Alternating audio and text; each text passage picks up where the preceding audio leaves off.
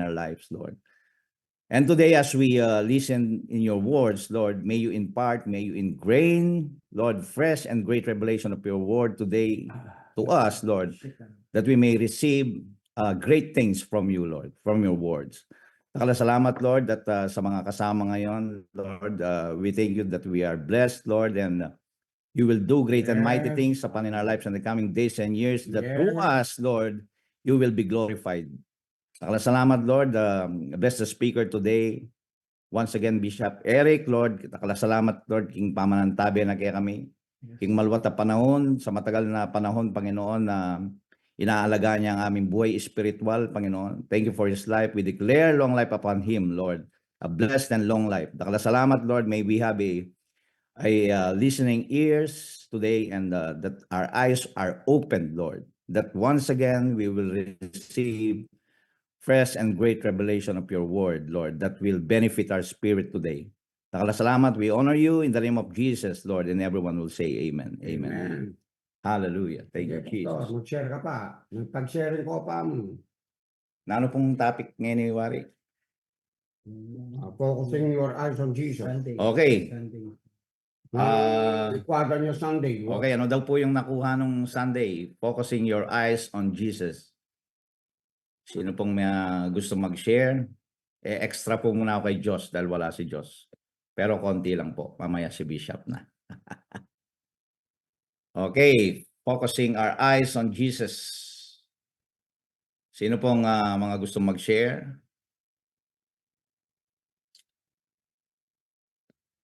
Hallelujah.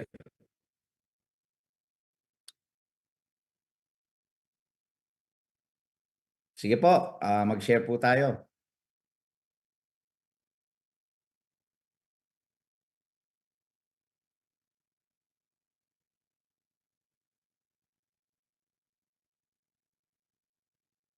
Don, ikaw mo rin share. Pwede ko sa Sunday mo. Sige. Nana. Huwag lang ko yung mga damit. Ayan, ako. Sige po, yung gusto pong mag-share. Bago po pumasok si Bishop.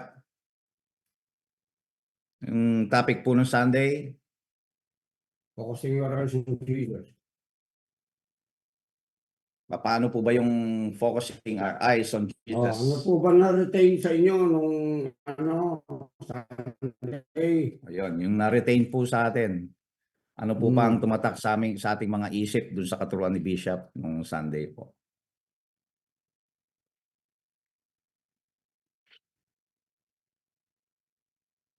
Pwede po ninyong i-repeat yung merong kayong naisulat na scripture so kayo natatandaan. From there, gawin po ninyong springboard ninyo. Kasi araw-araw naman po tayong merong kakaroon ng tinatawag na receiving, di ba? Tayo yung recipient mismo ng mga bagay ng lahat na sinabi ni Lord sa atin at ginawa ni Lord para sa atin, na patuloy naman araw-araw nagmo-multiply po yun, hindi po nagde-decrease yun, nagmo-multiply po yun, nag-appreciate po yun and value. So, i-share po ninyo, kung meron kayong maliit na testimony, palakihin ninyo yun, parang seed yan yung kasi mga ginagawa ni God. You have to testify. Kaya sabi ng Bible, we overcome the enemy by the blood of the Lamb, by the word of our testimony. The more na nagte-testify ka doon sa mga bagay ginagawa ni God, lumalaki yung mga bagay na mangyayari sa atin based doon sa tinatawag na inheritance natin in Christ Jesus. So pwede po ninyong i-share yun. Okay? Sige po, una na po ako kahit short lang. No? Yan, sige. Okay, lately po nung Friday, meron akong long time friend, singer ko siya, when she was just 16 years old. Isa siyang mestiza, Phil-Am din siya, na maayos na bata. Napakabait ng bata, and she was raised in a Christian family, yung magulang niya mga born again. So, hindi ko po siya nakita for years. Ngayon po, na siya, 45 years old. Nakita ko pa siya nagkakanta when she was 25, 26 years old. After that, hindi ko na po siya nakita. So, nung lately nagchat-chat siya sa akin. Sabi niya, "Kuya, kumusta na?" "Okey naman." Tapos, nararamdaman ko, meron siyang hindi ko malaman sa espiritu niya na there's something na kinausap ko siya. "Kumusta naman yung spiritual life mo?" Sabi ko kasi I knew her for a long time. Buhat bata siya, talagang lumaki siya sa church. Bata pa siya, lumaki na siya sa church. So, gano'n. Tapos marami siyang kinukuwento na para sa akin hindi dapat, 'no. Sabi ko, "Na-defocus 'tong batang 'to," sabi ko sa isip ko lang. So, nagkukuwento ako sa kanya, matagal kami nag-chat. Ta's after that, nung Friday, pumunta siya sa ano, sa studio. Pumunta siya sa studio, hinahanap niya ako. Sabi niya sa'kin, "Kuya, hindi ko alam pero parang ikaw ang tamang tao na pinapupunta ng Lord sa'kin." Ta's kuwento niya, iyak siya ng iyak. Naghiwalay siya ng asawa niya, may 4 siyang anak. Ang gaganda tsaka ang gwagwapo ng mga anak niya. 5'11" niya pait ang lalaki niya, kasi tisoy sila, tisay siya, eh. Tapos, nakita ko yung mga picture, nanghinayang ako kasi hiwalay na raw sila nung asawa niya. Pagkatapos, ah umuwi daw siya sa mama niya, nagtatrabaho sa call center ngayon, eh, umuwi siya sa mama niya, pinalayas pa siya. So, days na daw siya patira, tapos ko siya, and first thing I did is prayed for her. Pinanalangin ko siya, umiiyak siya, ta's kinausap ko siya, of course. So, anong point ko po rito, yung focusing our eyes on Jesus. Dito po sa mundo napakaraming distraction talaga na, alam mo yun, made-defocus tayo. Napakarami po. Lalo na sa mga yung lust of the eyes, the flesh, 'no, pride of life, ang dami pong tinuturo ng Biblia tungkol sa tsaka sa mga bagay-bagay, 'no, material thing. Marami pong way para ma-defocus tayo. Work, sometimes, 'no, relationship. Minsan nag-boyfriend ng taga-ibang ng unbeliever, sumama na, nawala na sa faith. So, napakahalaga po that we should always learn how to focus our eyes on Jesus. Kasi ang dami pong kwento sa Bible. Alam po natin yung kwento ni Peter, 'no, na once na siya po ay nag-attempt na lumakad sa tubig, 'no, at nagawa niya po 'yun, 'no. Hindi ko na po hahabaan yung kwento. Nagawa niya pong lumakad talaga sa tubig, 'no, dahil po siya po ay naka-focus talaga kay Jesus. Pansinin mo po natin si Peter, sa lahat po ng disciple ni Jesus, siya talaga yung mahilig sa ganyan, eh, mahilig sa challenges, eh, 'no. Lagi niyang china-challenge yung faith niya, "Ako kaya ko 'yan, kaya ko rin 'yan, kaya ko 'yan." So, nagagawa niya naman po lagi kasi talagang naka-focus po siya kay Jesus. So, ano po nangyari nung nakalakad siya, actually, eh, nakailang steps siya, eh. Pero dahil po dun sa mga distraction, malalakas na hangin, mga ihip ng hangin, 'no, and I believe yun po yung mga distraction na meron sa mundo ngayon, 'no, yung mga hangin na yun, yung mga alam niyo yung mga bagay na hindi po sa kalooban ng Diyos, 'no, yan po yung mga distraction sa atin. So, ano po nangyari nung tumingin po siya, eh, nawala po yung mata niya, yung focus niya kay Jesus. Ano po ba nangyari sa kanya, 'di ba, unti siyang lumubog. At, since Jesus gracious, nakita naman po natin, hindi niya muna sinermonan si and raised him, tinayo siya na kaagad, binuhat siya. Hindi naman po siya pinabayaan talaga lumubog ng Panginoon, eh. Unang-una po, kahit naman alam po ng Panginoon, natural si Peter, fisherman yan, marunong naman lumangoy yan, eh. Pero dun sa paglubog niya marami pong puwedeng mangyari sa kanya kahit marunong kang lumangoy. Kaya kung may mga pating dun sa ilalim, di yari ka rin. So, ang point ko po rito, kinausap ko yung kaibigan ko, sabi ko sa kanya, "Alam mo kung bakit naging ganyan yung buhay mo?" Sabi ko, "Not to condemn you, but merong hindi maayos sa buhay." Oo, 'no, naging miserable yung buhay niya, grabe po. Hindi ko akalain sa isang, bata na raised sa Christianity magkaroon ng ganyan. So, wala pong exempted dito, 'no, kaya si Pablo po, he's always telling us to guard ourselves, 'no, magbabantay lagi. Ako po many times nangyayari sa akin yung ganyan. Siguro laging at thanks for the grace of God. Sabi nga, it is always made perfect into our weaknesses. Nandiyan po lagi yung grasya ng Panginoon. But the best thing is we should not always remove our eyes on focusing on Jesus.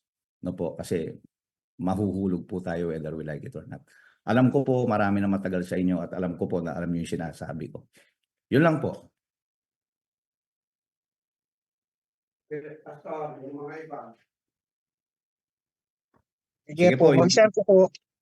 Okay.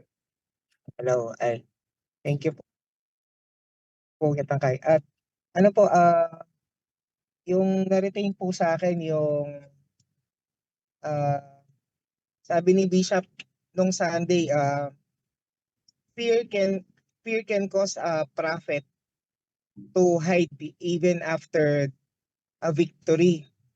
So parang i-guard mo yung heart mo, i-guard mo yung mind mo, i-focus mo yung mind mo kay Jesus kasi parang katulad ni Elijah, ayaw ni Lord yung after nung victory niya sa maraming prophet, pagkatapos ng kunyari parang isang gawain or isang blessing, katulad nga po nung sinare ni Pastor Liman, parang meron lang storms, meron lang mga nangyari, parang ano na, parang mawawala ka na or matatakot ka na, and parang yung sabi nga ni Bishop, magiging kang parang chosen frozen kasi na-stuck ka na naman dun sa circumstansya mo at nakatingin ka. So kahapon po, magte-testimony lang po ako. Nung pagsundo ko kay Dane, paalis na po kasi yung ate ko kahapon, pabalik na ng Dubai. So gusto kong i-bless kasi sobrang naging blessing din po siya sa amin. Isa po siya sa mga kapatid namin na talagang hindi po sila madamot. So kahapon, ah, habang binibless ko siya, habang pupunta ako, bumibili ako ng mga pagkain tsaka ano, biglang nag-overheat yung sasakyan ko. Pero nung nag-overheat, ang dami pang meron akong parang hinihintay pa mga binabayaran na bills. So syempre parang naisip ko agad yun. Pero sandali lang po, parang nakaano ko. Sabi ko nga sa asawa ko, kay Faith. Sabi ko, may blessing tayo kasi pinagnanakawan tayo. Tsaka marami talaga akong yung mga inaayos ko ngayon, yung mga ginagalawan ko ngayon, gusto niya mas stuck ako. So ganun po yung mindset ko. So after nun, in short, napaandar ko yung sasakyan. Tapos yun nga, nakakain na kami, nabless ko yung ate ko. Tapos nagpagawa ako ng sasakyan, hinabol ko po. So doon pa lang sa pagpapagawa ng sasakyan, nagkaroon na ako ng favor. Sobrang mura rin nung siningil. Pangalawa, habang naghihintay ako, meron dumadaan po na yung mga naglalako ng mga walis, merong buhat na ano. So na-impress po ako na pag-pray ko po siya. Tapos sabi ko, sinare ko nga rin, galing po ako sa healing conference, sinare ko yung mga na na-experience. Saka yung na-remind ko na sabi nga si Bishop yung tinuturo dun sa healing conference, halos natuturo at nalalakaran na rin dito sa Powerhouse. Yung ano, parang reminder lang din, tsaka para ma-refuel ka, ganun, or ma-activate ka, ganun. So, pinag-pray ko po yun, tinanong ko siya, sabi ko ganyan. Tinanong ko muna, meron na nag-pray sa'yo. So, meron na nagpatanggap sa kanya, meron na raw nag-pray sa kanya minsan. Tapos, tinanong ko rin siya, after nung pinag-pray ka niya, merong ginawa si Lord. Oo, bigla na lang may nag-tip, napakabira daw, may nagbigay ng 1,000 sa kanya. So, yun lang, ni-remind ko lang po siya, pinag-pray ko po siya ng, sabi ko, kung meron po kahit sa pamilya mo, exact, sabi ko, depression, sabi ko, pag-pray po natin. Oo, yung pamangkin ko, hindi ko alam kung ano, pero nadidepression. So, nag-release po ako ng prayer, tapos, nagpasalamat po siya. So, ang gaan po, no? After nun, meron namang dumating na pulis kasi car wash din yon habang nagpapagawa ako ng sasakyan. Car wash saka merong mekaniko. Yung pulis naman, ganyan din. Parang magkasama kami dun sa waiting room. Na-impress din po ako, sabi ko, pwede ko po kayong pag-pray kasi paalis na po ako, pero tinanong ko kasi kung saan siyang department tsaka kung saan siyang opisina. Sabi niya sa Clark. Tapos sinabi ko, kami din po, nag-aano po kami, nagkaroon kami pribileyo para makapag-share. Pero sa spiritual po, sabi ko, sa RSTU. Kasi sabi niya, katabing office lang sila, hindi sila RSTU, pero kasi katabing office sila ng Clark. So nung So pinag-pray ko na rin po. Ganun din yung ano niya, nagka-Bell's palsy yung nanay niya. So nag-release din po ako ng prayer ng healing, tapos even sa kanya sa family. Tapos pagkatapos po ng prayer is sabi niya, kahit ako pa lang may naramdaman na ako na gumaan. So sabi ko, oh, hintayin mo, doon pa lang masaya na ako, pero i-confirm mo niyan kahit yung nanay mo, yung pagka-Bell's palsy niya. Confirm mo niyan na magaling niya dahil ikaw mismo naramdaman mo na, sabi ko ganyan. Praise God. Malay mo, gamitin ka pa, hanapin mo kami dahil sinabi ko nga, alam niya yung ganun eh. Pag mayroong mga commander, nagbabago-bago yung mga policy. Nagbabago kung sino yung mga naupong commander, sila yung kumukumpas, susunod lang sila. So, sabi ko, malay mo, baka minsan hanapin mo kami kasi commander ka na, ikaw na yung magamit ka na dahil sa mga testimony na gagawin pa sa'yo ni Lord. Sabi ko pong gano'n. Fast forward pa, yun nga po, dahil nakafocus ako, bigla na lang yung mga kailangan kong bayaran, tsaka may inabutan po ako. Inabutan ako ng 2,000 that day, kahapon po. Ang ginastos ko lang doon sa sakyan, 600. Yung binili ko lang na pagkain sa ate ko is 1,000. Kasi nga, talagang gusto ko lang i-bless. Parang, yun na nga mababawasan na yung pambayad ko ng bills, pero gusto ko pong i-bless yung ate ko. Pero doon ko po nakita na, oo nga, pag nag-focus ka kay Lord, yung mga tinuturo ni Bishop, i-bless, yung minsan kailangan mong isid, kailangan mong ganito, kahit na parang kulang pa yung pambayad mo ng ganito, pero mapaprovide pa rin. So, yun lang po. Ay, meron pa. Last na lang po. Pagkatapos noon, di ba, may pinag-pray akong pulis. Tumawag po yung BJMP. Mamaya, kinuha po akong mag-guest sa singing contest, and sabi ko, nandito na yung NBI ko, nandito na yung police clearance ko, nandito na po yung kasi ito po yung lagi kong kinakabit sa tight. Sabi ko, yung restoration nung gawain sa jail ministry. Kapag nagsusulat ako ng prayer request. And ito po, pinagtutulungan po namin yung requirements. Nagpapatulong po ako sa kuya ko dun sa iba pang kailangan ayusin na requirements. Pero mamaya po, isasama ko po si Phony, si Mariah. Tapos kasama ko po yung bago pong nawin na, nung nag-post naman ako na intentional ng, sabi ko kung merong depressed dyan, willing ako makinig kasi pinanggalingan ko yan. Yung asawa niya, siya po yung nag-reach out sa akin na nagkaroon siya ng, diniagnose siya ng reactive depression. So after ko pong pag-pray, ngayon na dalawang Sunday ng diretsyon nag-a-attend, ngayon yung asawa niya, yung naging singer ko dati, lagi po kasing nagsa-champion yon, even sa tawag ng tanghalan, sa TV, bigla na lang naisama ko rin po mamaya para mag-judge po dun sa singing contest para po sa jail. So, yun lang po. Praise God po.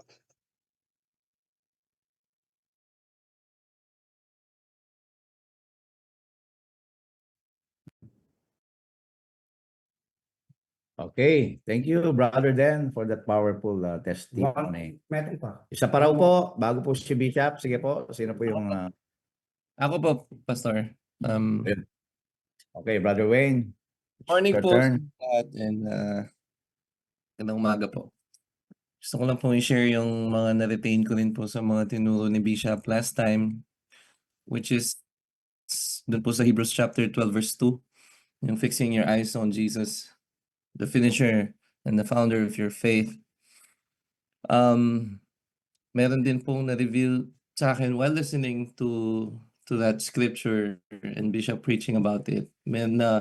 I crossed upon, punta po ko sa word sa Colossians chapter 2 verse 8, kasi ang tawag dito, kabaliktaran ng focus is distraction, na yung nadidistract ka from left and right, looking from the left and right. Sabi nga po sa Bible, wide is the gate and leads to destruction, but narrow is the gate that leads to eternal life.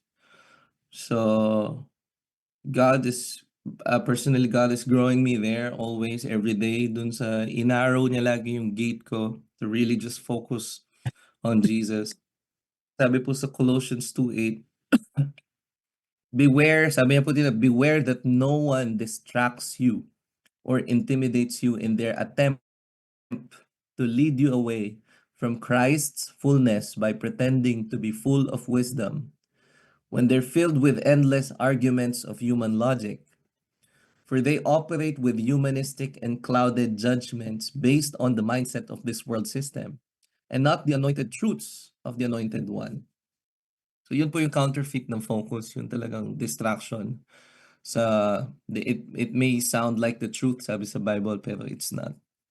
When you focus on Jesus as the truth, which is, ngayon po kasi the whole week, every day, nagme-meet po kami ng mga leaders din ng FRP sa mga youth. Every day, 5 a.m., we meet together. Kanina po galing po kami sa bahay ni Kuya Josh at nag-fellowship po kami doon. As a preparation din po for our coming youth camp set apart. So doon po kami umiikot sa word na yun. Just like how Jesus lived, when we focus on Jesus, we become more like Jesus, to be set apart like how Jesus operated, how Jesus walked, how Jesus spoke the truth with love and also rebukes with the truth. Yung talaga yung na-share ko nga rin po last Sunday sa mga FRP, yung same thing din po sa shinare ni Bishop about focusing on Jesus as the truth. Yun po yung maging foundation din po sa mga pinagpipray namin, na yung maging foundation po lahat ng mga kabataan yun na mag-stand sa truth. Yun nga po, kasi when you have the truth, you will have a fruit, and hindi ka na magiging victim sa past mo kasi nakafocus ka na sa kung anong binayaran ni Jesus sa buhay mo. At yung story mo ngayon, yung tinapos niya para sa buhay mo. Para po si Mary from Bethany, and she was so focused on Jesus, sitting at the feet of Jesus, while Martha was doing a lot of things. Martha was so distracted doing a lot of things. So sometimes when we do a lot of things, too much of doing that, nakakalimutan na natin yung personal time and listening to the voice of God, reading the Word of God. Kasi that's how we hear the voice of God. When we make time and listen to it, just like what Mary did. Nasi-share ko din po sa FRP to na sometimes you do a lot of things and miss God, just like what Martha was doing. So Mary was so focused and intentional of just adoring Jesus and listening to his words, eating, feasting through the words of Jesus. So, yun lang po yung gusto kong i-share. Praise God.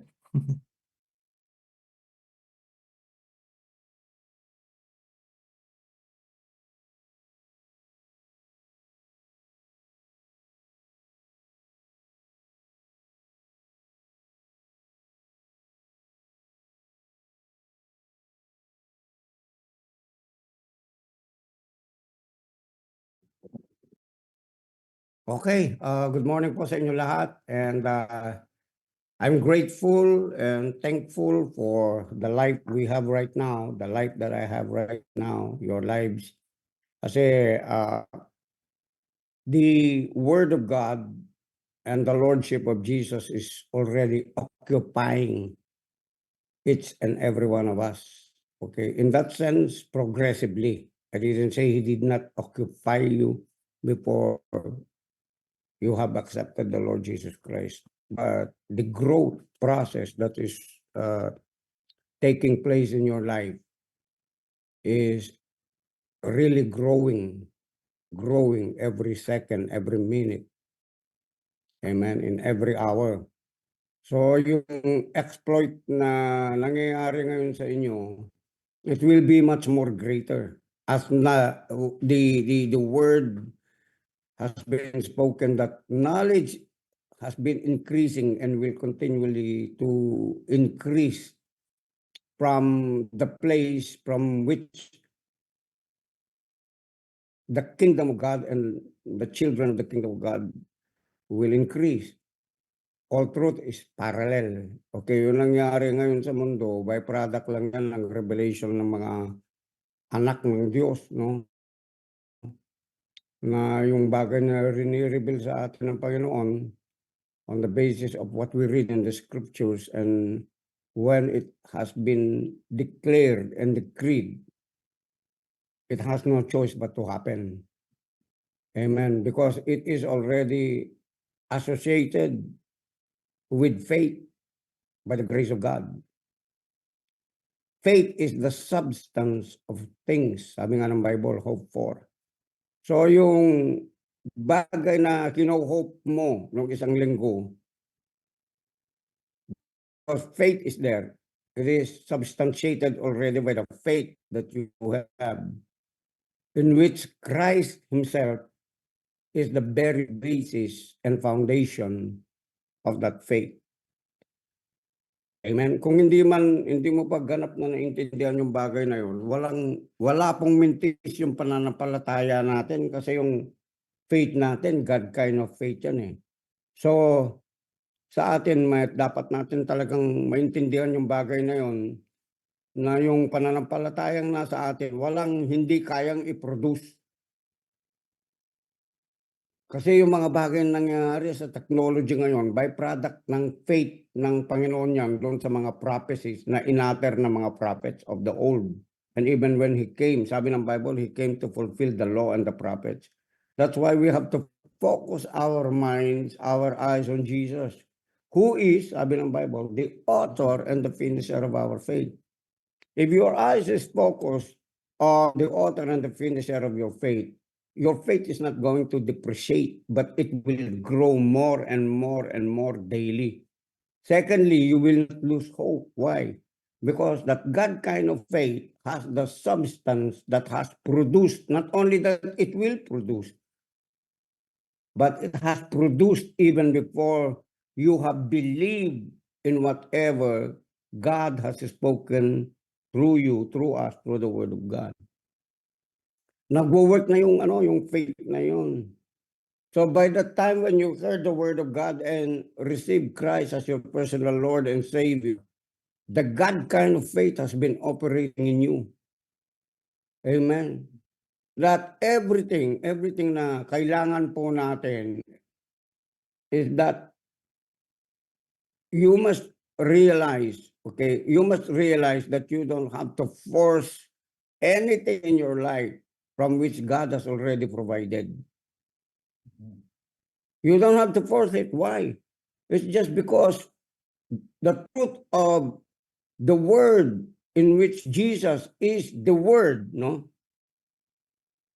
has all what we call the ingredient to materialize whatever the needs would present itself. Kahit na walang need, andun yung supply. O ulitin ko, kahit walang need, nandun na yung supply eh. Ngayon kasi ang kaisipan ng maraming mga anak ng Diyos, okay, isolate ko na dito sa powerhouse muna kasi tayo yung nandito, yung mga iba eh, ewan ko kung ano yung tinuturo, no? Yes, Word of God din. Pero it has to come into what we call a culmination about God's Word, not about what denominational believers, even teachers of the Word of God has taught. Kaya ang isang binubuo ng Panginoon talaga kung bakit si Jesus nagturo, hindi siya nagturo ng Christianity eh, no? Hindi siya nagturo ng Christianity. Okay? Ang nagturo ng Christianity ay yung mga tao na nakita nila yung movement ng Spirit ng Panginoon na kumilos. But Jesus never did brought Christianity. Understand that? You try to read all the Bible, the Gospel. Jesus never did say, come into my Christianity. No, he didn't say that. Repent, for Christianity is at hand. No, he didn't say that. I'm sorry. Amen. let us make this thing very clear in our mindset. Kung meron kayo nakikitang doctrine, yun yung teaching ni Jesus. Okay, at meron tayong titignan dito, no?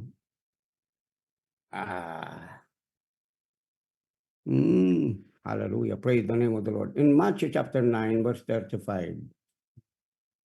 Kasi kailangan ito, mga anak ng Diyos, we must focus on the King of the kingdom. Okay? So yung sinasabi ni God dito is about the coming of the kingdom of God from heaven here on earth. Matthew 9:35. Okay, pakibasa po ninyo, no? Matthew 9:35. And Jesus throughout all the cities and villages. And Jesus went throughout all the cities and the villages, teaching in their synagogues and proclaiming the gospel of the kingdom. Okay, sinabi niya dito, the gospel of the kingdom, not the gospel of Episcopalian Church, Evangelical Church, Baptist Church, Methodist Church. Hindi po yon. Okay, kaya yung mga ambate nagkabahagi kasi sinasabi nila yung pinamilaan yun, hindi naman namin pinapaniwalaan yan eh. Yung signs and wonders na sinasabi ng mga Pentecostal, yung speaking in tongues, yung gifts of healings, diba? Yung gifts of the Spirit, hindi naman kami naniniwala dyan kasi meron na kaming Word of God eh.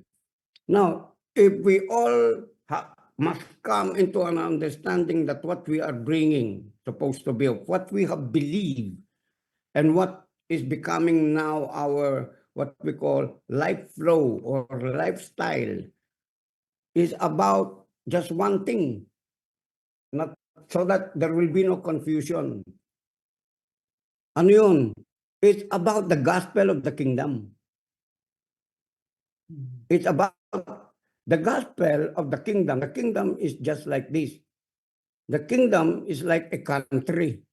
Parang isang bansa na hindi pwedeng meron kasamang democratic, meron kasamang ano pa yung mga gobyerno gustong parliamentary, yung mga dami, no?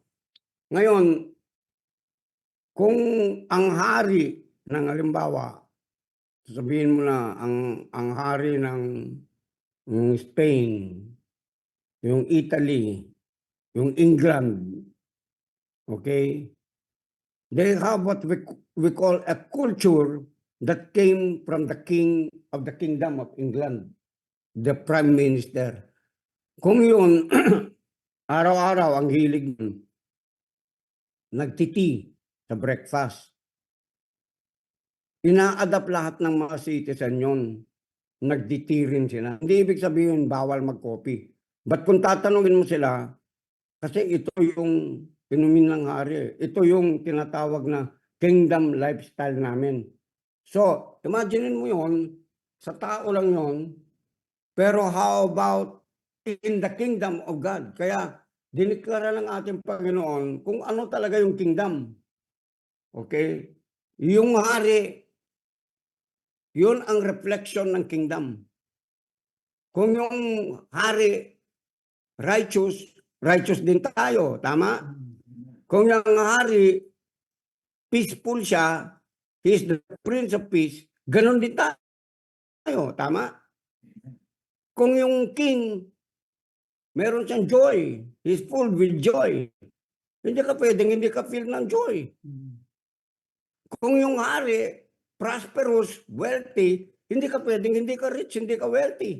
But you have to think it first, believe it first, before you would be able to reach that kind of state of who the king is.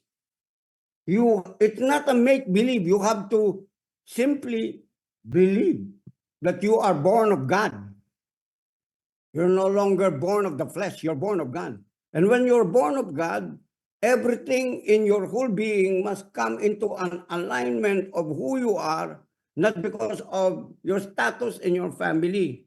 Not because yung ano yung itinuro lang na maliit na bahagi ng pastor mo. Hindi. It is about who Christ is. Amen? Para hindi maalis yung focus natin. Ano ba yung gawain ng ating Panginoon? Sabi ng Bible, and He proclaimed the gospel of the kingdom and healing every disease. Ang ibig sabihin, healer siya. Christ is the healer. So, sa isip natin, kahit anong pang nararamdaman natin sa katawan natin, anong atake ginagawa ng diablo sa atin, no, we are healed unto every diseases, afflictions, because that's who our King is. The King is within the inside of us. Hindi siya nawawala doon at hindi nawawala yung mga bagay na konektado sa kanyang pagka-Diyos kay Kristo. Are we getting this, people of God? Amen. Amen. So lahat po, kung yung King na yon, wala siyang kailangan dahil siya yung tinatawag na kailangan natin. O yung lahat ng kailangan natin nasa Kanya. Amen. Amen ba?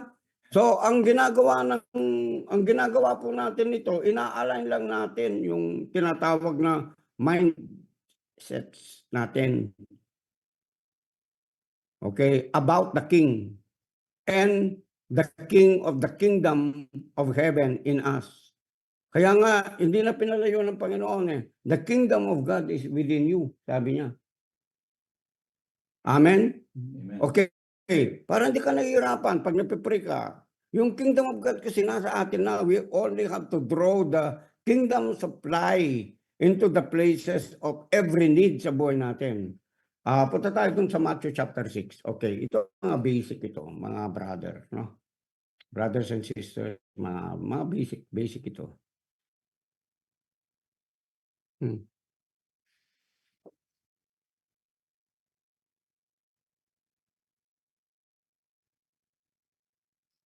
Oh.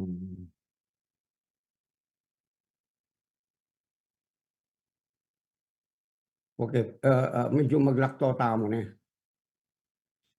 Patamo kayo ng kahit. Matthew chapter 6 verse 19. Okay, I will be reading from TPT. Okay, the Powerhouse Translation. Okay. Bakit yung mga tao takot? Ba't yung mga tao nag-hoard? Ba't yung mga tao nag-worry?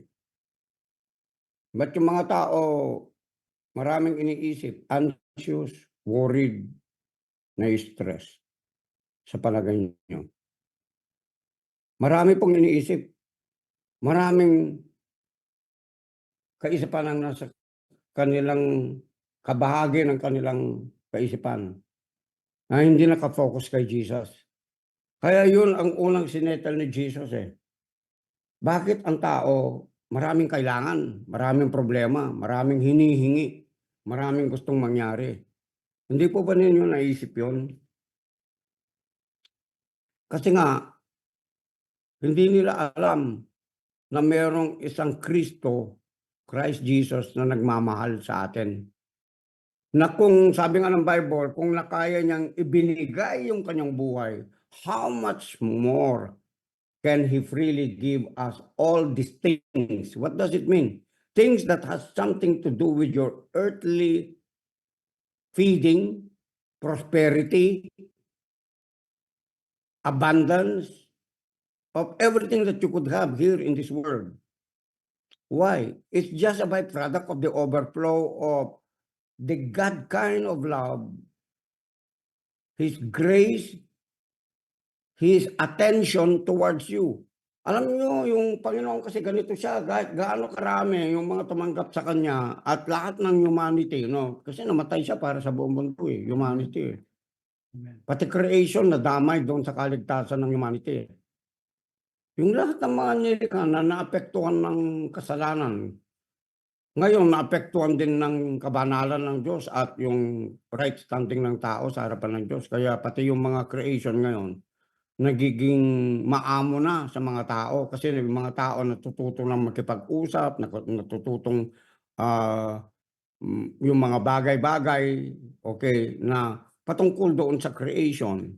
Okay, na kung paano tayo mag-walk in unity and with harmony with one another. Amen. So yung kinikere po natin, ito, no? Hindi ka pwede kasi yung mga preceding ng mga ano nito, above dito, Jesus was talking about the kingdom of God, about forgiveness, okay? About forgiveness, about your identity, about why you should not worry. Kasi nga, dahil siya yung king of the kingdom, bawal po magsama yung worry at saka yung faith. Bawal po yun. Ibig sabihin, it is not good for a child of God or a believer, I would say, na may mixture yung kaisipan mo at yung puso mo. Hindi ka pwedeng believer na nagwo-worry ka or anxious ka, yung sinasabi ng Bible. So, hindi mo naman malalaman yun kung hindi mo nababasa at hindi mo naririnig by the knowledge, by the utterance of the knowledge of the Word of God. And that when you're hearing it, you have to be able to be consumed by what you're hearing to take over you. Kailangan hayaan mong mag-dominate yung Word of God sa atin kaysa doon sa mga nakalipas na mga bagay na pinaniwalaan mo na hindi naman nagbibigay ng tinatawag ng buhay sa atin, contentment sa atin, abundance sa atin, and perfect, I would say, health sa buhay natin. Kasi yung spirit mo, perfect yung health niyan eh. Yung isip lang natin ang nagdadalawang isip kasi nga meron tayong minsan inaatake kalaban yung tinatawag na katawan natin. And by the time na tayo sinner, maraming naipondo sa katawan natin na hindi ayon doon sa kagustuhan, kalooban ng Diyos at maging yung mga bagay na hindi para sa atin at naging consequence na siya ngayon ang riniredeem natin, sinasanctify natin by the power of the Word of God. Kaya doon sa katawan natin, doon nag-ooperate yung tinatawag na proseso ng mga bagay na tinanggap na natin na realidad, okay, na absolute truth, okay.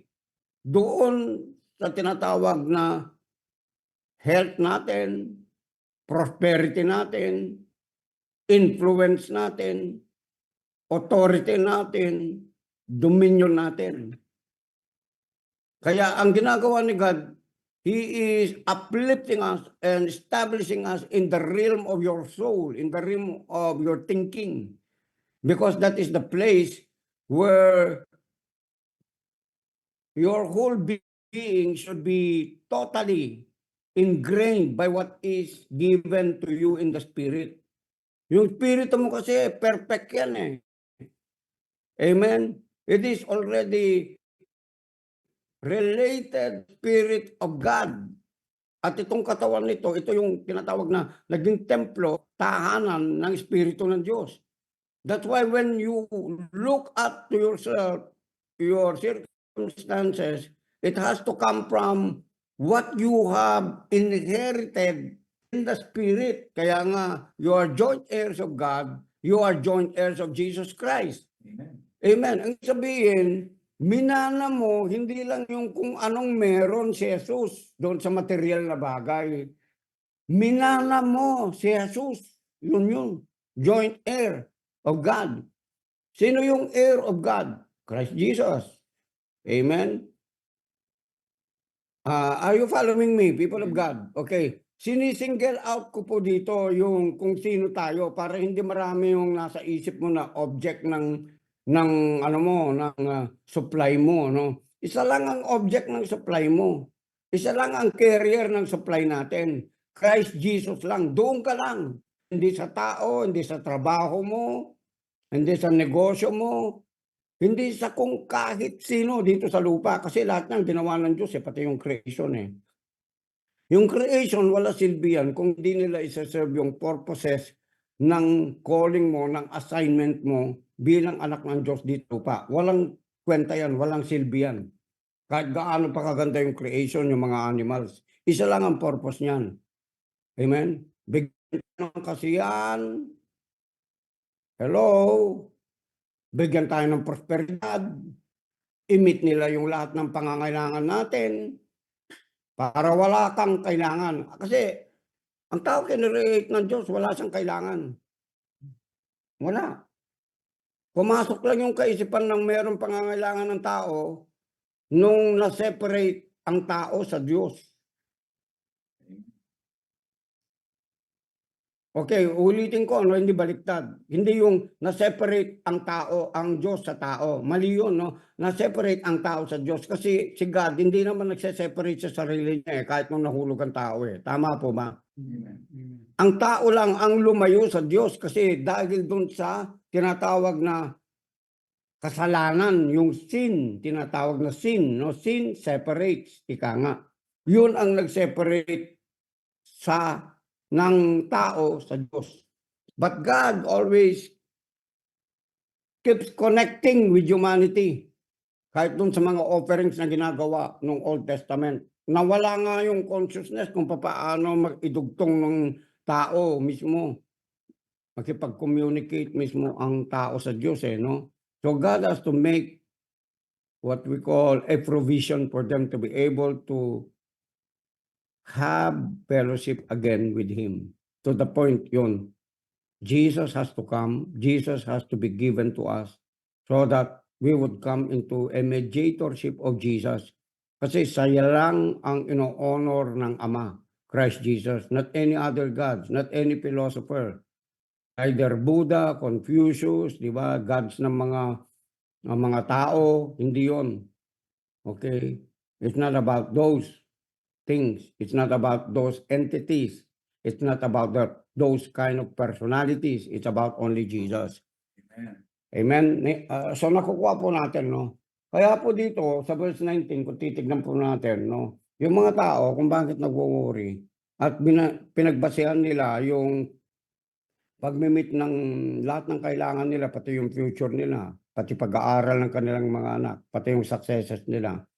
Pinagbasihan po nila yung abundance ng kailangan marami kang pera. Magiget po ba natin? Kaya ang naging attitude ng tao, mag-hoard ng mag-hoard. Because they are after what we call, they actually, it's a mistaken idea, no? They wanted themselves to be secured. But actually, not only that, they fear the future. That's why they want themselves to be armed and be secured. What is controlling the world? Ano yung kumokontrol sa mundo? Pera. Kaya si God, hindi niya kinumpare yung sarili niya, okay, na katapat niya o yung tinatawag na worst enemy niya kay Satanas. He did not say you cannot serve God and the devil. He said you cannot serve God and mammon. It's not that the devil is not real, but the devil understands wisely that he cannot be able to influence man according to how he looks like. So ang ginamit niya, pera. The spirit of mammon. Amen. Kasi money answers everything in this world. Hindi masama ang pera. Nagiging masama yung pera dahil ito'y nagiging Panginoon ng mga tao. Nagiget po ba natin that instead of the Lordship of Jesus and God Himself should be their God, should be the God of all believers, even the unbelieving believers. Mahirap yung believer ka tapos may unbelief ka dito sa area na ito. Amen. Kaya nga sabi ng Bible, marami ang nagka-cast out ng demons, di ba? In the name, nag-heal ng mga may sakit. Ginagamit yung pangalan ng Panginoon. Pero yung totoo, hindi nila Lord si Jesus. They just profess themselves, okay, with their mouth. Sabi nga ni Jesus, but their hearts are far away from me. Malayo yung puso nila sa akin. Parang ang ginagawa lang nila, nakikigaya-gaya lang sila. Kaya nga importante ito tayong mga anak ng Diyos, hindi tayo nakikigaya-gaya sa ibang pastor, sa ibang kahit sa akin, hindi. Itong tinuturo kong ito, amen, sa inyo, this is about the Christ in me. Si Kristo gayahin nyo.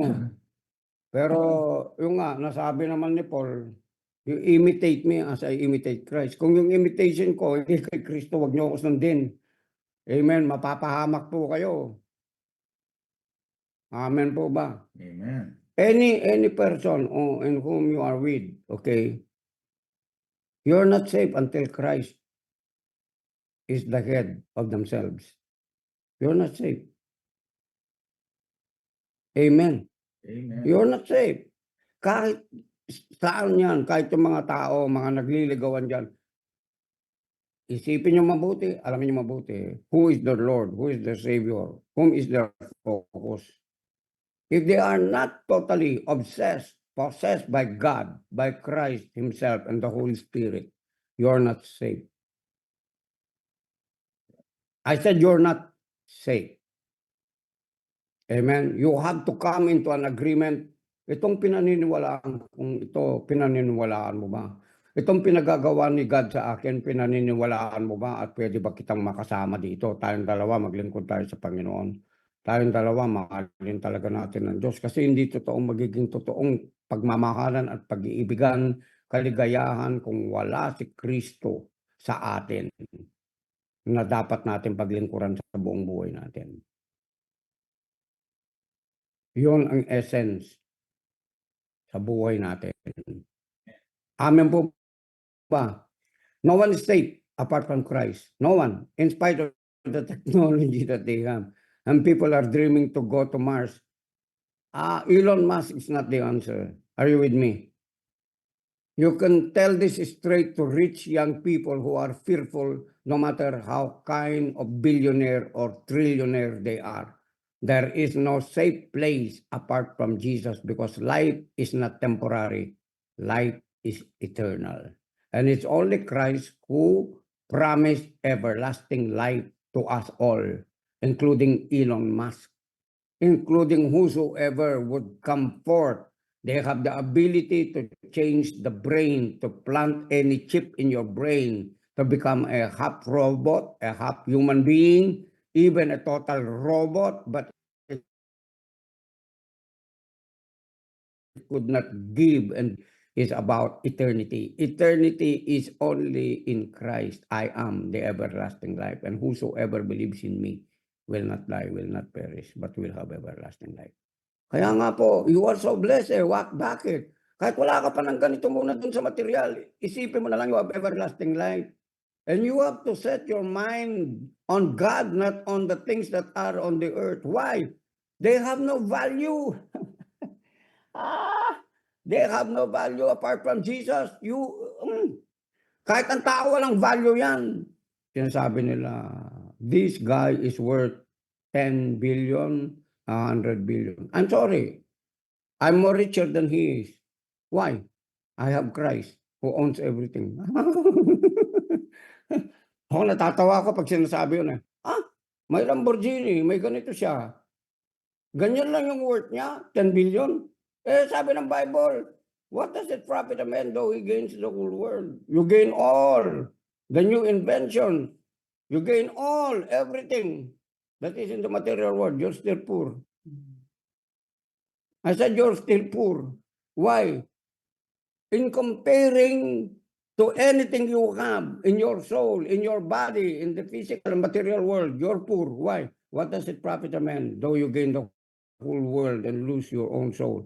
You could be rich, so much rich, and say, you could boast, you could be arrogant and proud today. And then God going to say, tonight, I require your soul. May magagawa ka ba?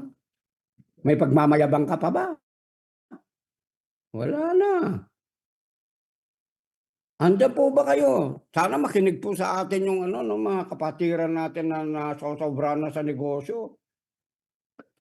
Pinagpala kayo ng Panginoon, tapos pagdating ng mga ganito, si Bishop Eric lang yan, tao lang yan eh. Good. But understand this thing. I don't work, I don't speak from my own. I made that my life. I made that my thinking. I have to speak just like as Jesus is saying. I speak from my Father's word, from my Father's mind, from my Father's heart. I'm not perfect in the realm of the physical. You might see me based on your standards. But in the realm of God, I was made perfect just like as you have been made perfect. Only, not according to your education, but according to Christ Jesus. Amen. You're perfect in Christ Jesus. Established in your mind. Keep that your mindset now and even at the time where you're going to face Jesus to be accepted and saying, well done, thou good. Amen. And faithful servant. So, ang sabi niyo rito,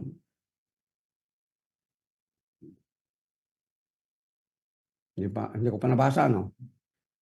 Meron ba kayong King James Version? Pakitulong po ninyo. King James Version. Ah! 8:6 na? Pambira, no? Ganyan ka, ibig sabihin, ganyan ka iksi yung oras natin, mga brother and sister.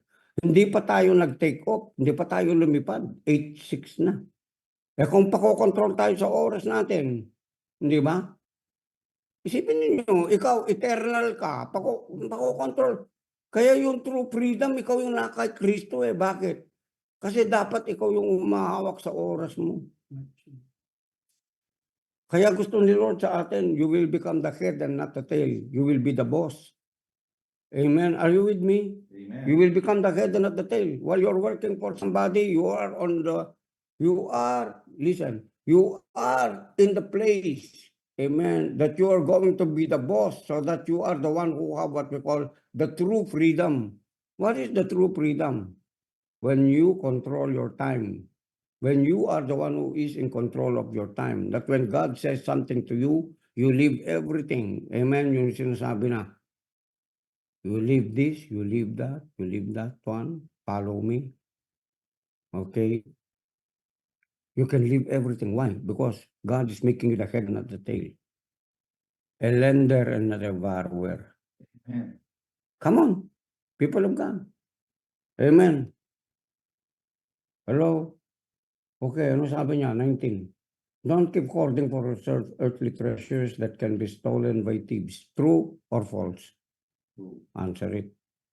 It's true. Nothing remains. Nothing matters. Eh kung yung Metallica, alam nila ito. Nothing matters. Dapat mga anak ng Diyos, nothing matters sa atin. Tama? Kahit ano pang na-invent mo, ano pang meron ka, amen, isuot mo 2 beses, okay, okay na ako nun. May bago ako, amen. Okay na ako nun, pero hindi ako madadala na yung pa-display, ganito, ganyan, o bago yung bag ko, bago yung sapatos ko, ha. Okay yun, enjoy mo. Enjoy the best of what God gives you. Enjoy the people who are giving to you. Enjoy your brother, your sister, your family, everything in this earth. Just simply enjoy it. Huwag mo nga hanapin yung wala pa.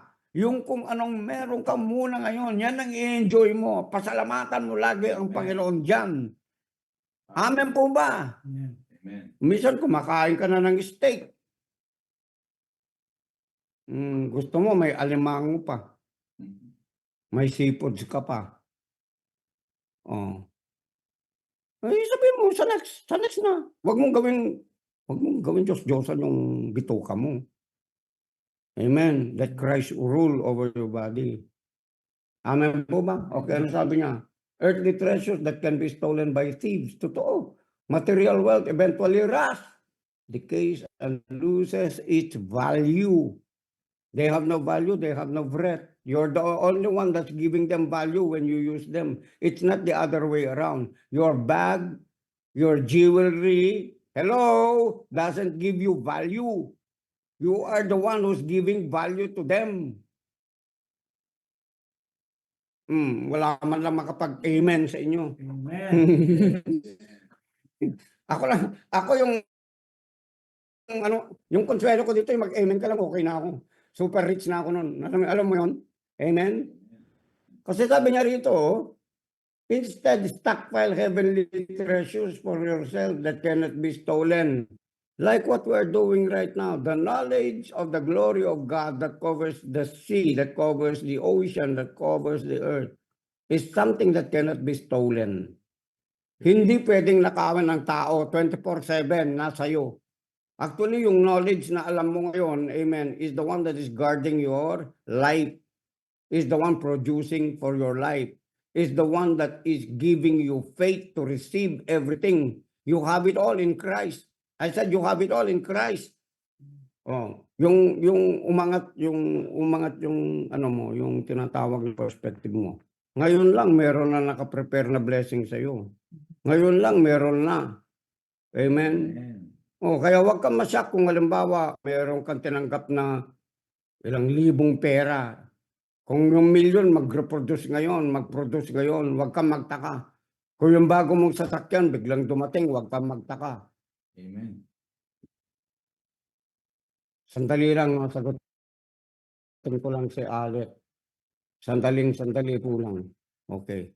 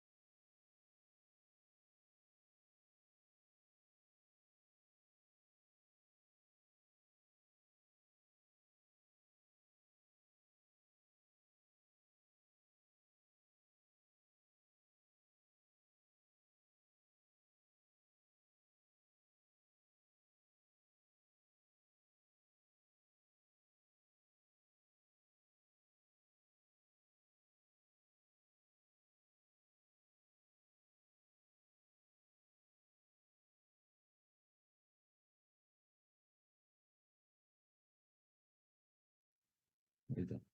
Sige. Okay. Pasensya na po, no? Hindi ko tumatawag ng pera. Hallelujah. Tumatawag na dollar. Praise the Lord. Hallelujah. Mamaya ka na muna. Si Jesus ang God ko eh. Huwag ka muna mag-intervene. Interfere pala. Hallelujah. Nakakatawa talaga si Lord. Hallelujah. Mamaya ka na. Tawagin mo lang yung para sa inyo. Ayan, tumatawag na. Okay. Tuloy ko lang ito. Tapusin natin. No? Verse 21, for your heart will always pursue what you esteem as your treasure. For your heart, who's your treasure na? Kasi sabi niya, anong pinupurso mo ngayon? Anong hinahabol mo ngayon? Nasaan man mind mo ngayon? Yun ang pinupurso mo. Nasaan yung heart mo ngayon? Yung ang pinupurso mo. Kasi sabi ng Bible, for out of the hidden treasure of your heart, or where your treasure is, there your heart may be also. So, ang ibig sabihin, kung nasaan yung anong laman ng puso mo na lagi mong hinahabol, chine-chase, andun yung treasure mo. So, check mo kung ano yung treasure mo. Gaget pa po ba natin? Amen. Hindi ibig sabihin, wag mong walang bahala yung mga importante sa buhay mo, sa mga bagay sa buhay mo. Pero sinasabi niyo rito, yung pinaka-greatest, sino yun? Si Christ Jesus, di ba? Amen po ba? Si Christ Jesus lang. Okay, verse 22. The eyes of your spirit allow revelation light. Ang ganda ng TPT. Totoo ito. The eyes of your spirit allow revelation light to enter into your being. If your heart is unclouded, the light floods in. If your heart is unclouded, wala siyang shadow of darkness or turning. Then napakaliwanag mismo ng kaisipan mo, yung perspective mo, yung pag-asa mo, yung pananampalataya mo, yung kumpiyansa mo sa Lord at sa sarili mo. Na walang, kasi you're so connected to God. Amen? Amen. You are possessed of Christ. Okay, verse 24. How could you worship two gods at the same time? You will have to hate one and the other, or be devoted to one and despise the other. You can't worship the true God while enslaved to the God of money. Amen? Now, ito yung paradigm dyan. If you're serving God, money will be your slave. Let me say that again. If you focus on God, love God with all your heart, with all your might, since you have made truly Christ Jesus as your God, and money is only part of the creation of God, that will bow and confess. Money, sabi ng Bible, every name, every tongue, every knee shall bow and shall confess that Jesus is Lord. Money now will become your servant. I say money will become your servant. He will not be your Lord. Because you have the God who can produce everything. Amen? Amen. Okay. Amen. This is why I tell you to never be worried about your life. Why? Because life consists not in the abundance of things in which you possess, sabi ng Bible, ano? Hindi kung anong meron ka sa material bagay. Hindi yon. Ito siya. For all that you need will be provided. I would say has already been provided. But of course, there is a past, present, future tenses. Amen? So, yung ibig sabihin, lagay mo sa sarili mo, if noon, bata ka pa, na-provide, tama po ba? Isinilang ka, provided yung milk mo, yung damit mo. Naging 15 years old ka, provided ba o hindi? Nag-miss ba yung pagkain mo? Hindi. Tama? Ngayon din, ganun din. Yung future mo, ganun din. God never ceases to be true. Amen. Yung mga anak nyo, mag-aaral sa mga prestigious na schools yan kung saan mo gusto. Nasa iyo, you determine your fate. Are you with me? You determine where they should be. Not wavering, not fearing anything. Just keep saying, we just have to thank God. God, bahala si God sa atin. Don't worry na. Si God bahala sa'yo. Don't worry na. Don't worry, wifey. Amen? The Lord is our God, the creator of the heavens and the earth. Amen. Okay, eto na, sinabi niya, everything in your body need. Isn't there more to your life than a meal? Isn't your body more than clothing? Consider the birds. Do you think they worry about their existence? No, they don't worry. Amen. They don't worry. They don't worry. They don't plant or reap or store up food, yet your heavenly Father provides them each with food. Aren't you much more valuable to your Father than they? Are you seeing your value now? Your worth is the Father, not billions, not trillions. Yun yung worth mo. How could you exchange it only for temporal, physical, material, financial blessing here on earth? To seek the more greater than you seek your Father who is in heaven. Sa akin, dikit lang ako kay Daddy God. Kahit anong kailangan, bahala siya dyan. Daddy God, bahala ka dyan. Meron akong project, bahala ka dyan. I don't care. Kahit sabihin nilang, it will take you millions for you to be able to do that. This is my project. Alam mo ito, pag masaya ka, masaya din si Daddy God para sa'yo. Amen. Andyan ba kayo? Kaya pag malungkot ka, kaso malungkot tayo, pinagkakalungkutan natin yung maliit na bagay. Kung minsan, toothpick lang, malungkot ka, wala kang toothpick. Imaginein mo yun, ganon ka-deprave yung mind ng tao, ganon ka-reprobate yung mind ng mga tao. My brothers and sisters, amen, it's time to level up. Say to yourself, level up! Level up. Level up in the name of Jesus. Level up. In Jesus' name, I decree the leveling up of your faith in God in the name of Jesus to receive everything what God has already in mind, intentionally, purposefully provided for you. Walk in that in the name of Jesus. Why do you worry about your clothing? Look at the beautiful flowers. Kahit nga si Solomon, yet not even Solomon in all his splendor. It is the will of your father to dress like Solomon or even greater than Solomon. Mas mabanglo ka pa ka Solomon, yung pinibrin sa Bianini. He did not mention Solomon so that you will be depreciated. No. He mentioned Solomon here because if Solomon was dressed like that in the beauty of everything, in splendor of what everything he was and he is wearing, even at the time of his house and the temple of God, you can also have it, sabi ng Panginoon. Think that way. Amen. Sabi niya, think that way. 30. So if God has clothed the meadow with hay, which is for such a short time, dry up and burn. Totoo naman. Once He provide for you the clothes you need, O you of little faith. So then, forsake your worries. I would say, forsake your worries. Forsake your worries. Amen. No worries into the kingdom of God. It's not allowed. No worries. Amen. No trespassing. Sabihin mo sa kanila. Amen. Put on no trespassing of any worry, fear, anxiety, insecurity, unbelief, poverty, sickness, death, untimely death.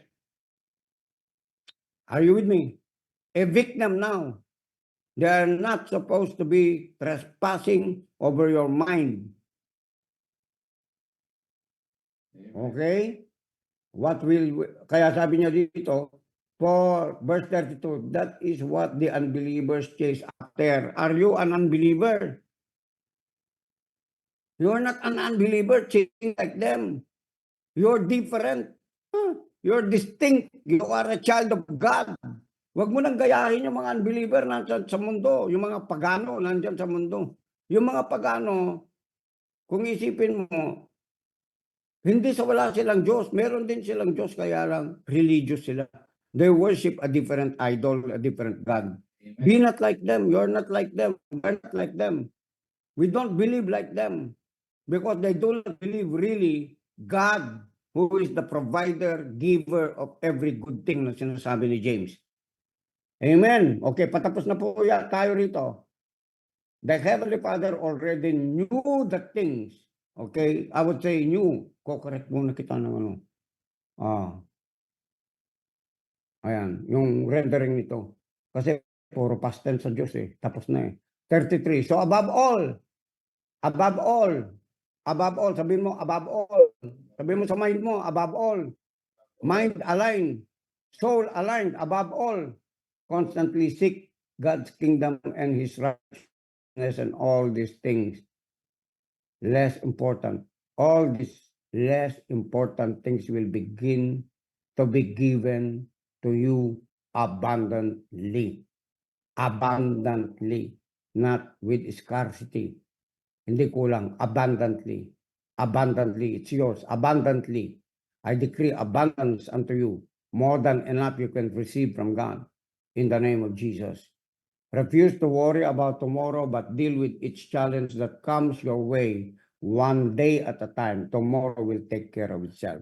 Stop being anxious of tomorrow, because Jesus has given you a full package of inheritance, that even your future is taken care of according to Jeremiah 29:11. Rejoice always. Amen. For you are in the kingdom of God. Not only that you are in the kingdom of God, the King who is Christ Jesus is in you. Amen. Who is the King of the kingdom. Amen. Rejoice, be happy, be at peace. Heal the sick. Amen. Are you with me? Prosper people. Share whatever you have been given. Multiply it in your life. In the name of Jesus. And everyone would say amen. Hallelujah. Hallelujah. Thank you, Bishop. Hallelujah. Thank you, Bishop. Thank you, Thank you, everyone. Lord. Hallelujah. Thank you, Bishop. Good morning, everyone. Thank you po. Thank you, Pong. Good morning. Thank you po. Good morning po.